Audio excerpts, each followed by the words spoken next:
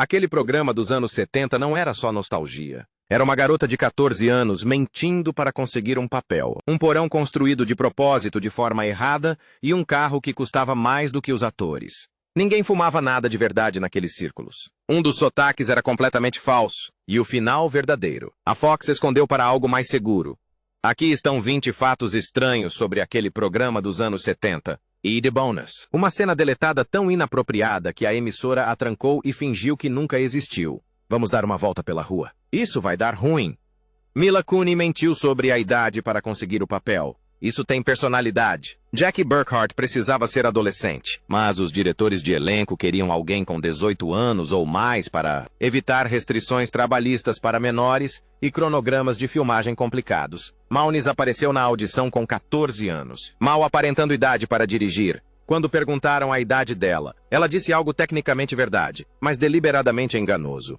Vou fazer 18 anos no meu aniversário. Ela não mencionou que o aniversário seria dali a 4 anos. A equipe de seleção de elenco presumiu que ela tinha 17 anos e faria 18 em breve. Contrataram-na na hora. Kunis compareceu à primeira leitura do roteiro e os produtores começaram a notar algumas coisas. Ela tinha uma acompanhante. Seus horários eram restritos. Alguém mencionou sua grade horária escolar. Foi aí que eles perceberam que tinham caído num golpe. Ela tinha 14 anos, era caloura do ensino médio, muito jovem para o papel que lhe haviam oferecido. Ficaram furiosas, sentiram-se traídos e consideraram demiti-la imediatamente. Mas já tinham anunciado o elenco, feito as fotos promocionais e Kunis tinha arrasado na audição. Ela trouxe para Jackie algo que nenhuma das atrizes mais experientes havia conseguido capturar. A atitude de garota rica e mimada misturada com vulnerabilidade genuína e um timing cômico perfeito. Então, eles a mantiveram no elenco, ajustaram o cronograma de filmagens para se adequar às leis trabalhistas para menores, e fizeram dar certo. Kunis admitiu mais tarde que sabia exatamente o que estava fazendo, que a mentira foi calculada. Ela queria tanto o papel que arriscou tudo e valeu a pena. Jackie se tornou uma das personagens mais memoráveis da série, e Kunis lançou uma carreira que continua forte décadas depois. Tudo porque ela mentiu sobre quando completaria 18 anos. A série quase se passava nos anos 60, na mesma rua. A mesma coisa de sempre. A proposta original não se chamava That 70's Show. Era Teenage Wasteland e se passava em 1967. Os criadores Bonnie e Terry Turner adoraram a ideia de adolescentes nos anos 60. A música, a revolução cultural, o pano de fundo da Guerra do Vietnã. Eles apresentaram a ideia para as emissoras com confiança. Todas recusaram. A CBS disse não. A NBC disse não. A ABC disse não. O feedback foi unânime. A nostalgia dos anos 60 estava saturada, exagerada. O público estava cansado disso. Anos Incríveis já havia explorado esse território com sucesso. Os Turner estavam frustrados, mas não derrotados. Eles se reuniram e se perguntaram qual década ainda não havia sido explorada.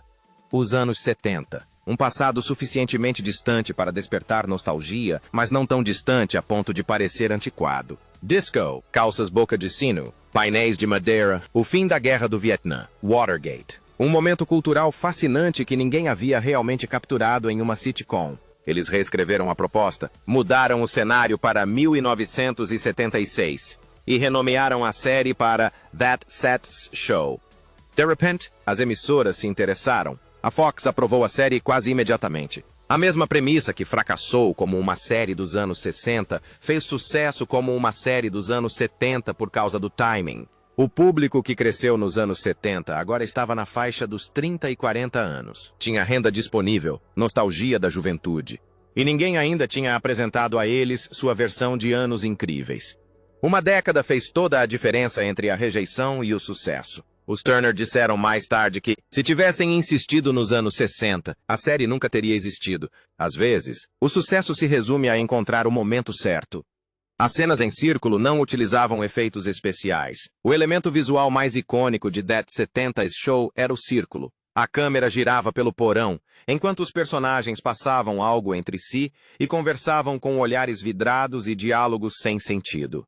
Parecia um trabalho de câmera sofisticado, talvez com tela verde ou composição de CGI. Na verdade, era incrivelmente simples e totalmente prático. Os atores sentavam-se em uma grande plataforma giratória, uma espécie de bandeja giratória construída especificamente para essas cenas. Os membros da equipe giravam a plataforma manualmente enquanto a câmera permanecia fixa no centro. Só isso.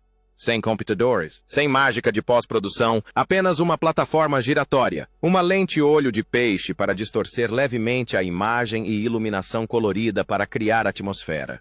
Os atores sentavam-se, fingiam passar algo e expiravam normalmente enquanto a plataforma girava sob eles. A lente olho de peixe fazia com que seus rostos parecessem ligeiramente distorcidos, e a iluminação criava aquela qualidade nebulosa e onírica.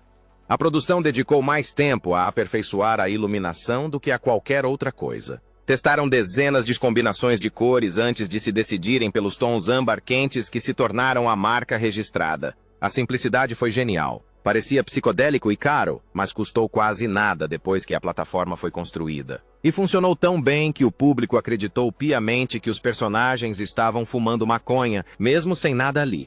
A atuação foi impecável. As escadas de vidro, as conversas desconexas, as reações tardias, tudo interpretado com total sobriedade em uma plataforma giratória. Eles nunca fumaram nada de verdade. A Fox tinha pavor das cenas em círculo, pavor dos grupos de pais, pavor da censura, pavor de processos judiciais. Eles deixaram uma coisa absolutamente clara desde o primeiro dia. Nada de maconha, nada que se assemelhasse à maconha. Absolutamente nada que pudesse ser fumado no set, em hipótese alguma. Os atores não podiam nem segurar cigarros de mentira ou baseados cenográficos, porque as normas da emissora não permitiam. Então, nas cenas em círculo, os atores passavam literalmente nada uns para os outros. Eles estendiam a mão, pegavam ar, levavam as mãos à boca e soltavam o ar normalmente. Sem fumaça, sem vapor, sem adereços. Pura pantomima. Os atores tinham que vender a ilusão apenas com a atuação. Praticaram as entregas incessantemente, garantindo que o ritmo parecesse natural, que desse a impressão de que algo estava sendo passado. Estudaram como as pessoas realmente fumam. As pausas, as inalações, a maneira como se prende a respiração antes de expirar. Então, eles replicaram tudo isso sem ter nada em mãos. O trabalho de câmera ajudou. A lente olho de peixe e a plataforma giratória distraíam do fato de que nada físico existia. E os atores se entregaram completamente, interpretando as pedras de forma tão convincente que ninguém questionou. Mesmo assim, a Fox recebeu centenas de cartas de reclamação de pais preocupados, alegando que o programa estava promovendo o uso de drogas, ensinando crianças a se drogar e glorificando a maconha. A emissora teve que divulgar comunicados explicando que nada de ilegal foi mostrado. Nenhuma droga apareceu na tela. Os atores não estavam fumando nada, mas as reclamações continuaram porque a ilusão funcionou muito bem. O programa fez as pessoas acreditarem que algo estava acontecendo quando, na verdade, nunca aconteceu. Tudo por meio de atuação, truques de câmera e uma plataforma giratória. O sotaque de Wilmer Valderrama era completamente falso. Foi o que eu disse. Americano. Fez apareceu falando com um sotaque carregado, vagamente estrangeiro, que ninguém conseguia identificar. Parecia europeu, talvez do Oriente Médio, possivelmente sul-americano, intencionalmente ambíguo. A piada era que ninguém sabia de onde ele era, e o sotaque vendia esse mistério perfeitamente. Mas eis o que a maioria dos fãs nunca soube. Aquela não era a voz verdadeira de Wilmer Valderrama. Valderrama nasceu em Miami, cresceu em Los Angeles e falava inglês americano impecável, sem nenhum sotaque. A voz que ele usou para Fez foi uma invenção completa, criada especificamente para o teste e mantida por 8 temporadas inteiras. Valderrama criou o sotaque misturando várias influências. Um pouco de espanhol, um pouco de italiano, toques de inflexão do Oriente Médio, tudo misturado em algo que não existia em lugar nenhum no mundo real. Durante o teste, ele se entregou tanto ao personagem que os diretores de elenco nunca questionaram. Eles presumiram que ele era realmente estrangeiro, que o sotaque era autêntico. Mesmo depois de conseguir o papel, ele permaneceu no personagem com o elenco e a equipe durante as primeiras semanas. Quando finalmente falou com sua voz normal durante um intervalo, os outros atores ficaram impressionados. Alguns achavam que ele estava fingindo. Outros se sentiram traídos, como se tivessem sido enganados. Mas Valderrama sabia o que estava fazendo. Se ele quebrasse o personagem, se todos ouvissem sua voz verdadeira o tempo todo, seria mais difícil acreditar em Fez. Então, ele manteve o sotaque no set, só o abandonando quando não havia câmeras por perto e ele estava completamente sozinho.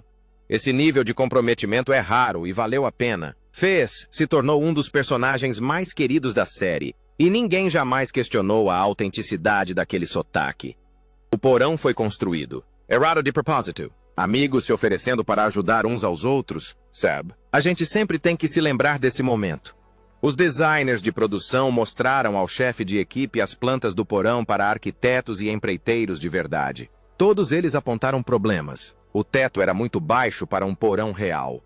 As paredes não se encaixavam direito. A localização da lavadora e da secadora não fazia sentido. As janelas estavam na altura errada. A escada surgia do nada e não levava a lugar nenhum, sem nenhuma lógica. Tudo violava princípios básicos de arquitetura e normas de construção. Os projetistas sorriram e disseram, perfeito, construam exatamente assim.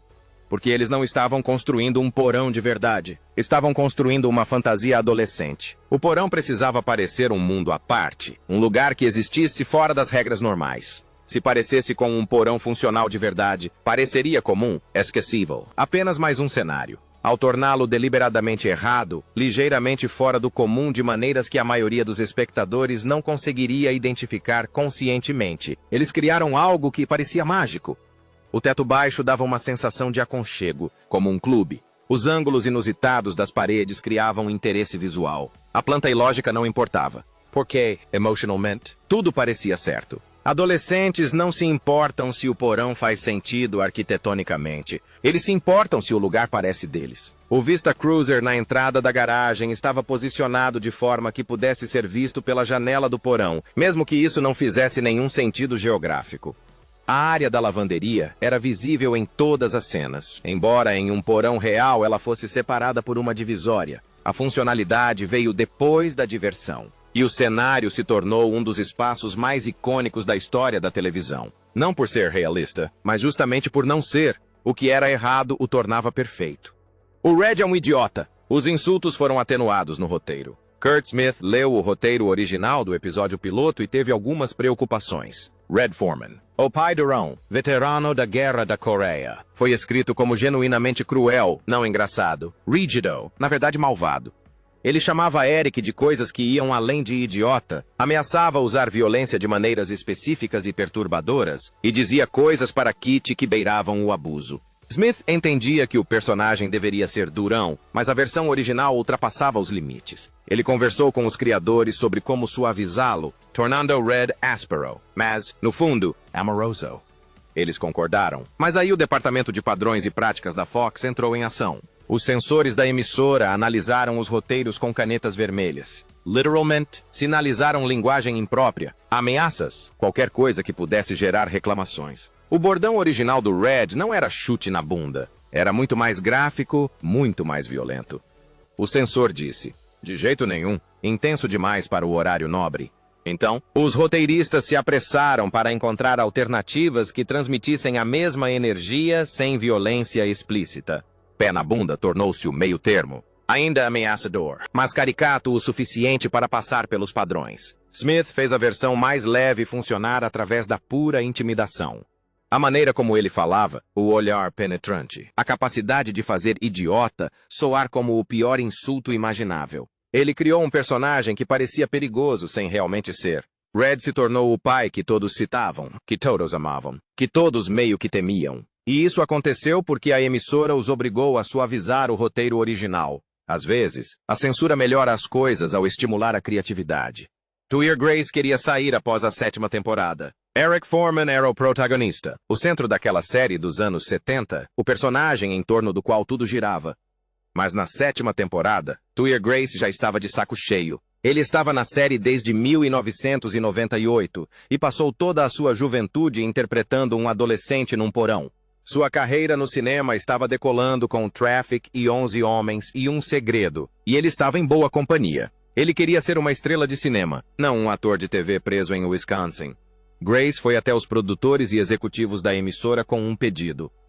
Me deixem sair depois da 7ª temporada. Eles entraram em pânico. A série ainda fazia sucesso, ainda dava lucro e ainda tinha um público fiel. Perder o protagonista seria catastrófico. Ofereceram a Grace um aumento de salário. Ele recusou. Ofereceram horários de filmagem reduzidos. Ele recusou.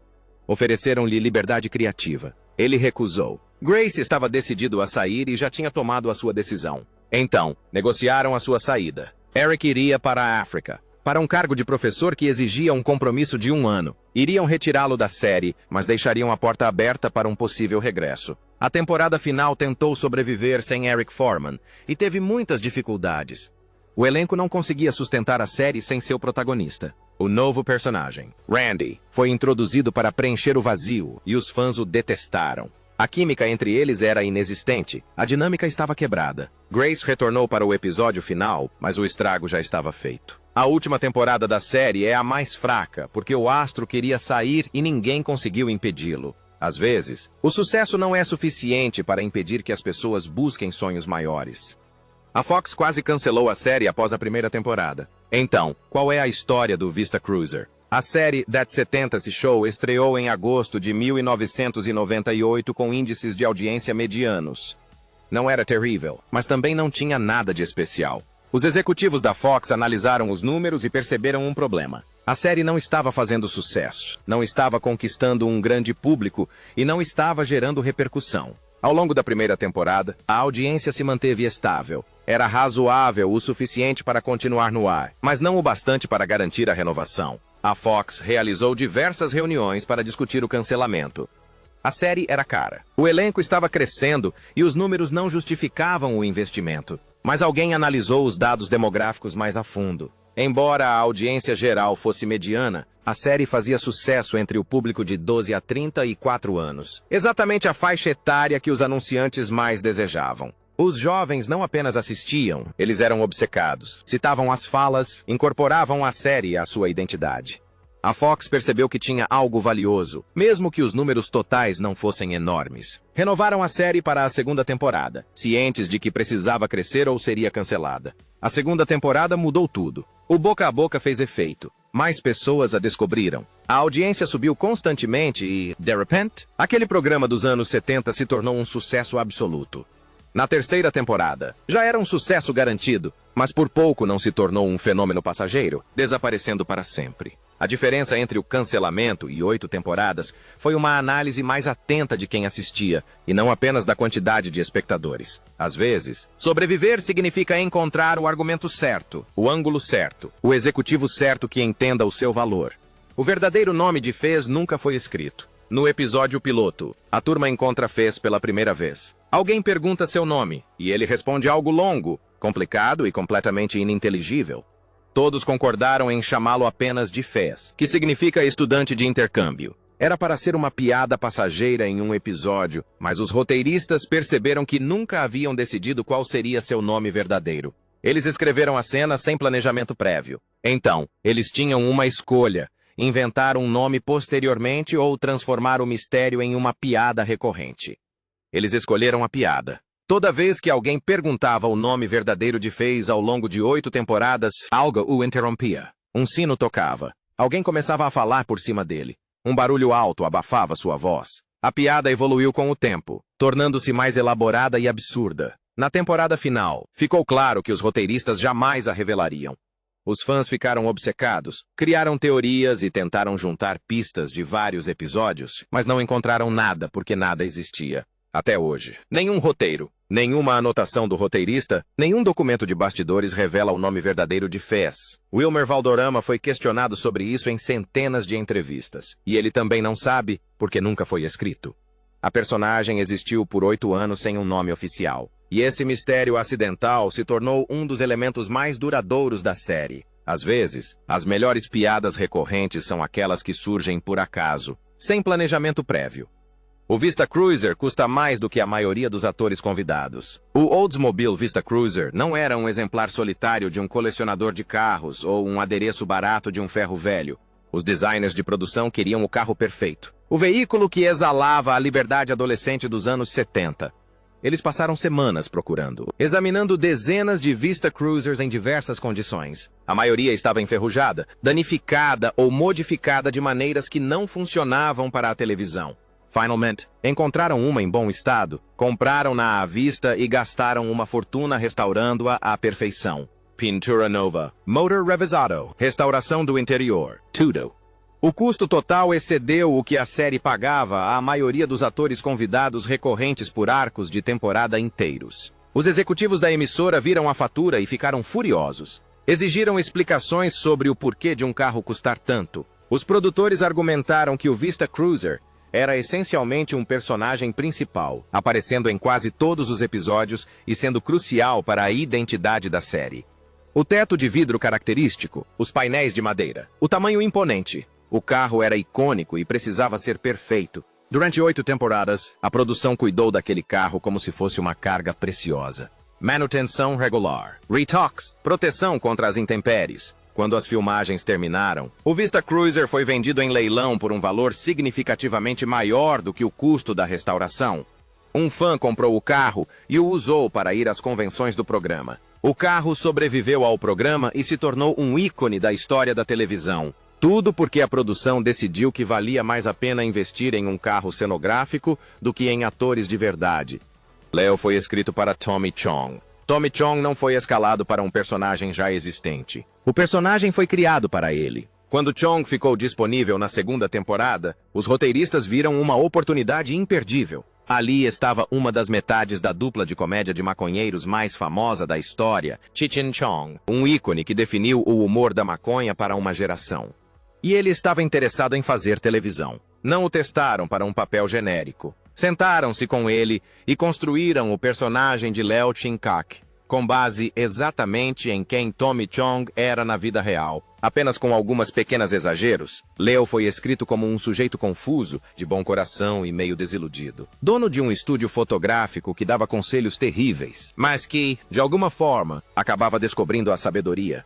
Basicamente, era Chong interpretando uma versão de si mesmo, um pouco mais caricata para o humor. Os roteiristas lhe deram falas que exploravam seus pontos fortes, situações em que seu timing e interpretação naturais brilhariam. Chong não precisou atuar muito. Ele só precisava aparecer e ser Tommy Chong, e funcionou perfeitamente.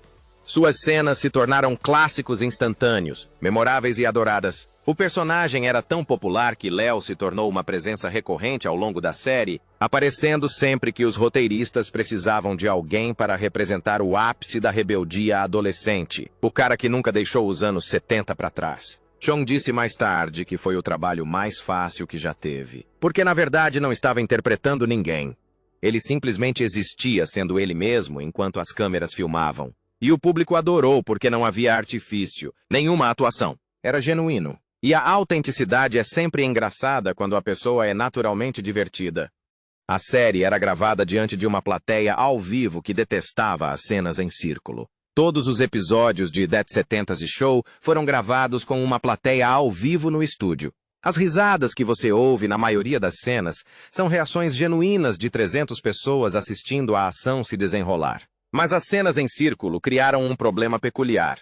A plateia no estúdio não conseguia ver o que os telespectadores em casa viam. Eles assistiram a atores sentados em uma plataforma giratória conversando entre si, interpretando seus personagens, mas sem os truques de câmera, os efeitos de iluminação ou o contexto que faziam as cenas funcionarem na televisão. Da perspectiva do público, eram apenas pessoas sentadas tendo uma conversa um tanto estranha. A reação era sempre a mesma, um silêncio confuso. As pessoas não riam, não reagiam, apenas ficavam sentadas, sem entender o que estava acontecendo. A plataforma giratória fazia barulho, a iluminação mudava drasticamente. Mas nada disso se traduzia em humor para o público presente. Eles não conseguiam ver através da lente olho de peixe, não conseguiam sentir o movimento desorientador da câmera, não conseguiam sentir a atmosfera chapada que as cenas criavam. Eles simplesmente viam os atores fazendo coisas meio bobas, sem entender o porquê. Isso forçou os produtores a tomar uma decisão difícil: adicionar risadas gravadas às cenas em círculo. A única vez que risadas falsas aparecem naquele programa dos anos 70 é durante as cenas em círculo, porque a plateia do estúdio não reagiu como esperado. Os editores de som assistiam às cenas finalizadas com todos os efeitos.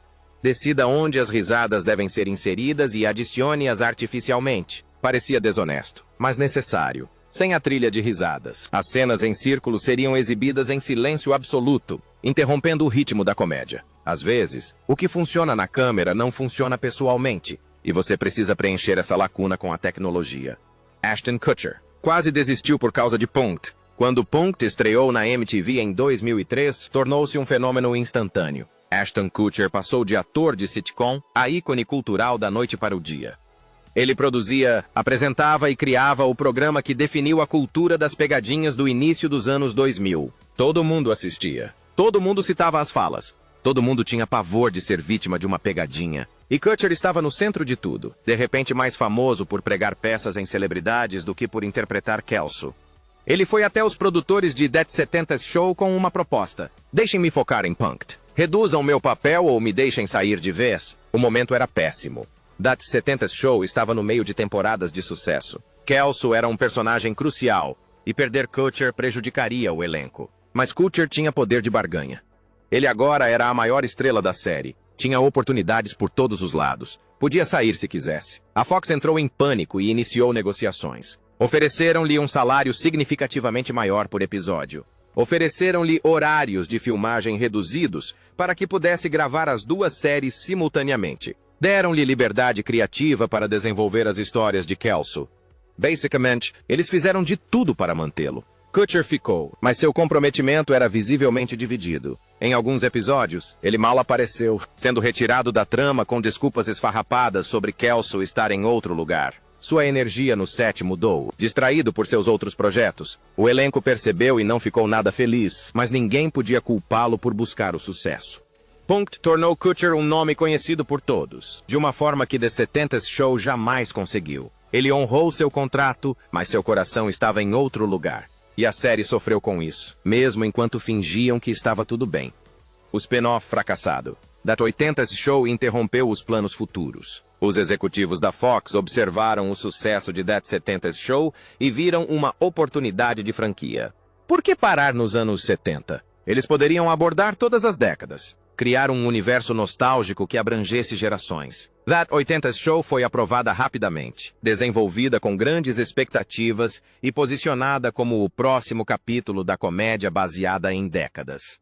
Estreou em janeiro de 2002 com uma enorme promoção, posicionando-se logo após That 70's Show para herdar a audiência. A Fox estava tão confiante que já havia iniciado o desenvolvimento preliminar de That 90's Show. That 80's Show foi um fracasso estrondoso. Os críticos a detestaram, chamando-a de uma pálida imitação que não capturou o que fazia a original funcionar. O público rejeitou a série imediatamente. A audiência foi catastrófica, caindo semana após semana. Em maio, a Fox a cancelou após apenas 13 episódios, um dos maiores fracassos da temporada. O cancelamento interrompeu todos os planos para a franquia. O desenvolvimento da série, inspirada nos anos 90, foi imediatamente paralisado. A Fox passou a temer qualquer coisa relacionada à nostalgia da década.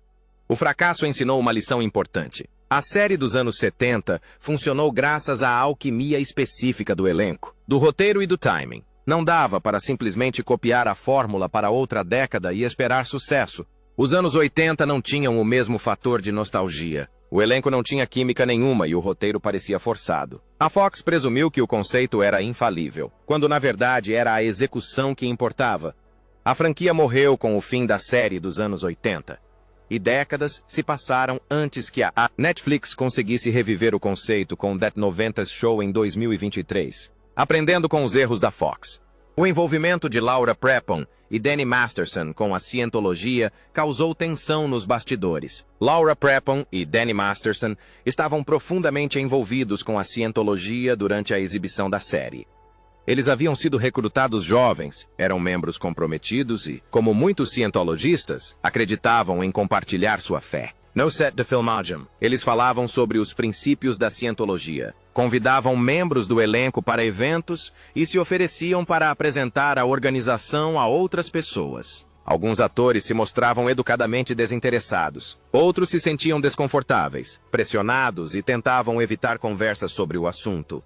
A tensão religiosa nunca foi discutida publicamente. Todos sorriam para as câmeras e a imprensa. Mas, nos bastidores, isso criou divisões. Os membros do elenco, que recusaram os convites da cientologia, notaram que Prepon e Masterson se tornaram mais distantes e menos amigáveis entre as gravações. Não era uma hostilidade declarada, apenas um esfriamento nas relações. Alguns atores começaram a evitar os dois durante os intervalos, almoçando em outro lugar e ficando em áreas separadas do set. O grupo que parecia tão unido na tela estava, na verdade, fragmentado por diferenças religiosas que ninguém queria admitir. A produção sabia disso, mas não podia intervir. A religião é protegida e, enquanto não interferisse nas filmagens, eles se mantinham afastados. Anos depois, após a prisão e condenação de Master Sonson, o silêncio do elenco sobre seus relacionamentos durante o programa passou a fazer mais sentido. Havia rachaduras, tensões e divisões que ninguém se sentia à vontade para discutir publicamente. Breon acabou se distanciando da Scientologia, mas durante a exibição do programa, a organização teve uma presença significativa que afetou a dinâmica do elenco de maneiras que os telespectadores jamais perceberam. A família feliz que víamos na tela era mais complicada fora dela do que qualquer um queria admitir. A temporada final foi filmada em meio a disputas contratuais. Ao final da 7ª temporada, a maioria do elenco queria sair. Tuir Grace já havia negociado sua saída. Ashton Kutcher estava focado em sua produtora e na carreira cinematográfica. O restante do elenco sentia que seus papéis haviam se tornado obsoletos, que queriam buscar outras oportunidades e estavam prontos para seguir em frente. Mas a Fox tinha contratos legais e vinculativos que exigiam que os atores cumprissem 8 temporadas. Quando os membros do elenco começaram a falar em sair, a equipe jurídica da Fox enviou uma mensagem clara: cumpram suas obrigações ou enfrentem processos por quebra de contrato. A temporada final foi filmada sob essa tensão. Os atores compareciam porque eram legalmente obrigados, não porque queriam estar lá. A energia no set mudou drasticamente. A descontração das temporadas anteriores desapareceu. Entre as gravações, os atores se refugiavam nos camarins em vez de interagirem. A camaradagem que tornava a série especial parecia artificial, forçada para as câmeras. Dá para perceber isso na tela se você souber o que procurar. As atuações são tecnicamente boas, mas falta aquela faísca, aquele afeto genuíno que fazia o elenco funcionar. Wilmer Valderrama admitiu mais tarde que a temporada final foi difícil para todos. Eles estavam apenas cumprindo tabela, recebendo seus salários, contando os episódios para poderem ir embora. Os roteiristas tentaram compensar com tramas maiores, momentos mais dramáticos, qualquer coisa para recapturar a magia. Mas não se pode forçar a química, não se pode fabricar entusiasmo. A temporada final existe como uma obrigação contratual cumprida, não como um triunfo criativo. E todos os envolvidos sabiam disso, mesmo que ninguém tenha dito isso publicamente até anos depois. Os detalhes da série sobre os anos 70 estavam frequentemente errados. Queria conversar com alguém sobre as armadilhas do casamento. Dizia-se que That 70's Show era meticulosa quanto à precisão histórica. Os cenógrafos enchiam as cenas com adereços da época. Os figurinistas estudavam a moda dos anos 70. Os roteiristas faziam referência a eventos reais da década. Mas, se você prestar atenção, a série está repleta de anacronismos, erros históricos e detalhes que não se encaixam na cronologia. Tecnologias que ainda não existiam aparecem com frequência. Referências culturais de anos errados são inseridas casualmente. Moda de diferentes períodos da década de 70 aparece simultaneamente, mesmo que a série siga uma linha do tempo específica. A série começa em maio de 1976 e progride aproximadamente em tempo real ao longo de 8 temporadas, terminando na véspera de Ano Novo de 1979. Mas os personagens fazem referência a filmes que só foram lançados na década de 80. Eles usam roupas que só se tornaram populares mais tarde. Músicas que ainda não haviam sido lançadas tocam ao fundo. Fãs atentos notavam esses erros constantemente. Mas os criadores não se importavam. Eles admitiam abertamente que a precisão histórica era secundária em relação à comédia. Se uma piada funcionasse melhor com uma referência aos anos 80, eles a usavam mesmo assim. A série era mais sobre a sensação dos anos 70 do que sobre a realidade da década em si. Eles queriam a estética, a atmosfera, a memória cultural da época, não uma recriação com nível de documentário. Isso frustrou os aficionados por história e os especialistas nos anos 70, que notaram cada erro, mas, para a maioria dos espectadores, os erros não importavam. A série tinha a essência dos anos 70, mesmo quando não era tecnicamente precisa. Às vezes, a verdade emocional importa mais do que a verdade factual. E That 70's Show sempre priorizava a emoção.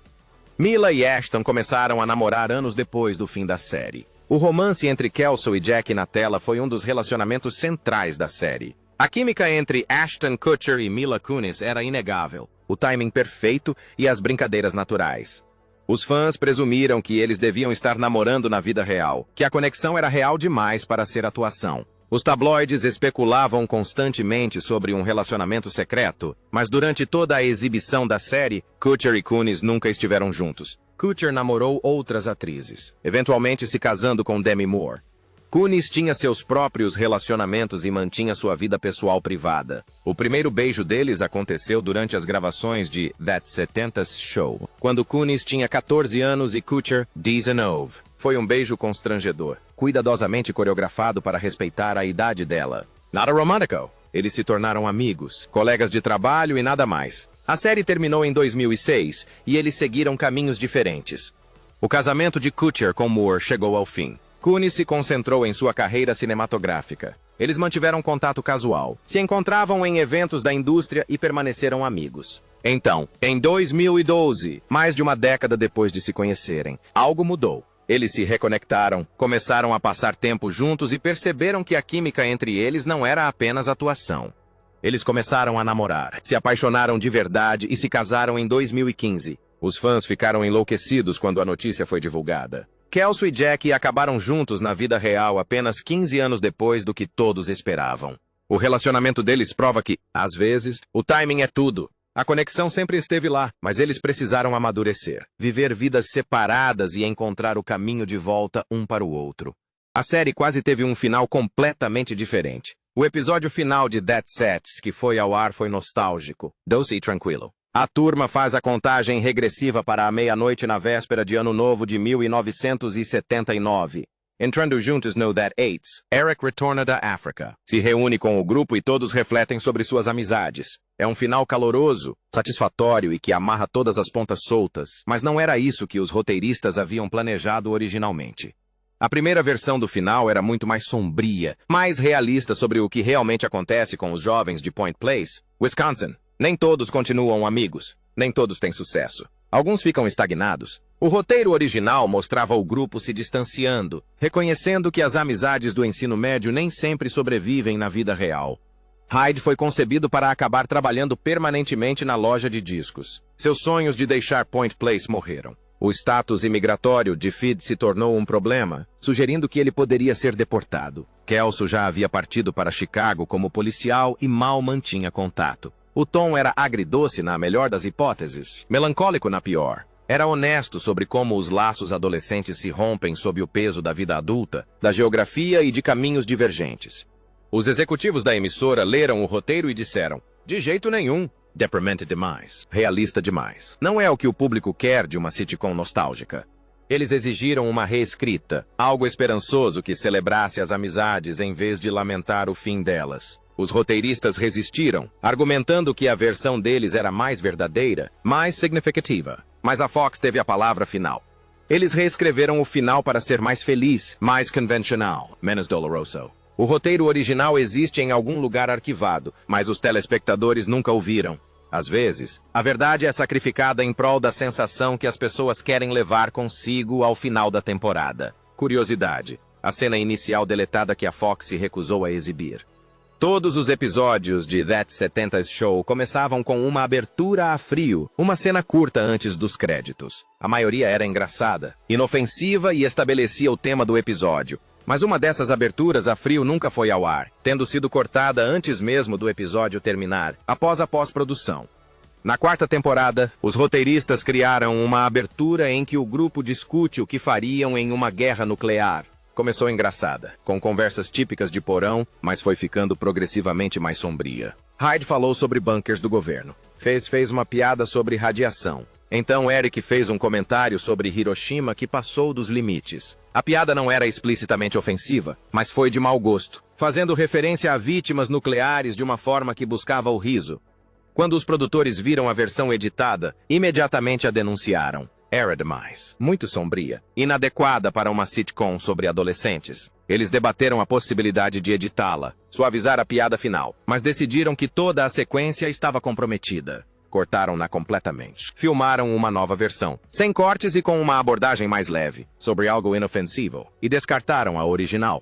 As imagens ainda existem nos arquivos da Fox, mas nunca foram lançadas. Nunca apareceram em DVDs, nunca surgiram online. Os membros do elenco que se lembram de filmá-las dizem que era engraçado na hora, mas revê-las pareceu errado. Às vezes, piadas que funcionam na sala dos roteiristas ou durante as filmagens não resistem à fria análise da edição. Aquele episódio de abertura deletado se tornou um conto de advertência na sala dos roteiristas. Um lembrete de que nem tudo é apropriado, mesmo para uma série que frequentemente ultrapassava limites. A série That 70's Show não se preocupou com o básico. Mentiu sobre as idades dos atores, fingiu sotaques e sobreviveu ao cancelamento observando quem estava assistindo. Se esses segredos mudarem sua visão sobre o porão, curta, inscreva-se e conte para nós qual fato mais te chocou. Porque, às vezes, a nostalgia se constrói sobre segredos que ninguém quer admitir.